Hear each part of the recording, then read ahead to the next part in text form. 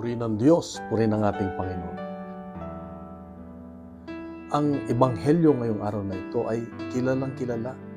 Bata pa lang ako, alam ko na. Ito yung lagi nating nire-recite sa eskwelahan. John 3:16, For God so loved the world.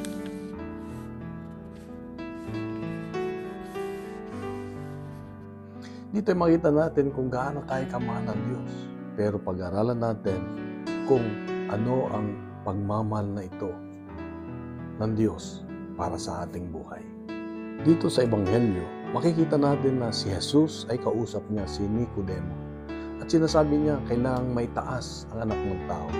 At kung sino man ang manampalataya sa kanya ay magkakaroon ng buhay na walang hanggan.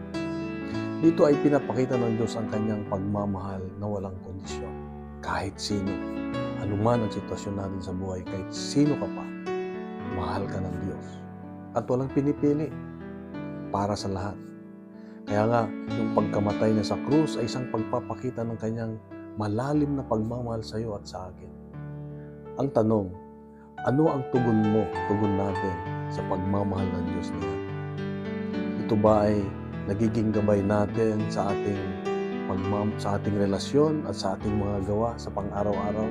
Sa totoo lang, ang pinakamahalaga sa Diyos kung bakit minahal na tayo ng ganun-ganun na lamang. Dahil gusto niya tayong mamuhay na malaya at may kaganapan sa buhay. So anong tugon natin? Maganda pag nilayan natin itong tanong na ito. Ano yung tugon natin? At gusto kong marinig sa inyo, sa ating lahat, kung ano yung iniisip natin. Paano natin ito isasabuhay? Paano natin tutugunan? Lagay po tayo dito sa comment natin. Mag-comment po tayo. At kung bago tayo sa Daily Gospel na ito, maganda ibahagi natin sa iba para mas marami ang marating nito. At isang mapagpalang araw sa iyo at sa iyong mga mahal sa buhay. God bless. God is good. Thank you for joining me in this reflection.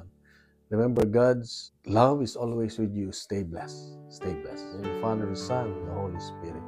Amen.